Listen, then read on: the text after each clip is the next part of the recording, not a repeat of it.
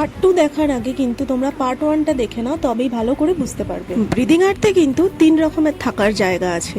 একটা যেটা আমরা দুর্গাবাড়িতে আছি, আরেকটা যেটা সামনে দেখছো মাড হাউস, আরেকটা হচ্ছে ফ্যামিলি কটেজ। ফ্যামিলি কটেজটার ওখানে গিয়ে আর শ্যুট করা হয়নি, তবে এই যে মাড হাউসটা দেখছো এখানকার এরিয়াটা কিন্তু সব থেকে বড়, আর এখানে কিন্তু সুইমিং পুল আছে। তো এইবার আমরা পুরো রিসর্টটা ঘুরে ফাইনালি লাঞ্চ করতে ঢুকি। আমরা ওখানে গিয়ে বুফেটাই চুজ করেছিলাম, আর দেখতেই পাচ্ছ লাঞ্চের জায়গাটা কিন্তু খুবই ছোট ছিল। বুফেতে মোটামুটি 7-8খানা মতো আইটেম ছিল, আর ওগুলোর মধ্যে মাটন আর শুক্তোটা খুবই ভালো হয়েছিল। লাঞ্চ প্রায় শেষই হয়ে এসেছিল, তখনই দেখলাম ঝমঝমিয়ে বৃষ্টি নামলো। তারপর খাওয়া দাওয়া শেষ করে আমরা বাইরেই কিছুক্ষণ দাঁড়িয়ে ওয়েট করছিলাম। দেন বৃষ্টি একটু কমলে আমরা রুমে ফিরে মোটামুটি 2 ঘন্টা আরামসে ঘুম। তারপরে সন্ধ্যাবেলা উঠে আমরা আবার হাঁটতে বেরিয়েছিলাম।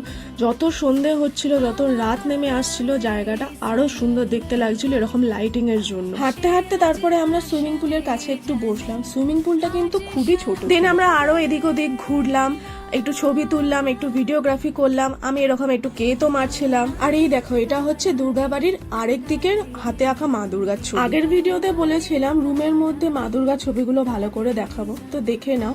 সারা ঘরে এরকম সুন্দর সুন্দর মা দুর্গার ছবি ভর্তি, আর সবই কিন্তু ইউনিক। এক রকমের ছবি তুমি বিল্ডিং এর কিংবা রুমের অন্য কোথাও আর পাবে না। তাহলে পার্ট 2 এখানেই শেষ, বাকি ডিটেলস থাকবে পার্ট 3-তে। টাটা।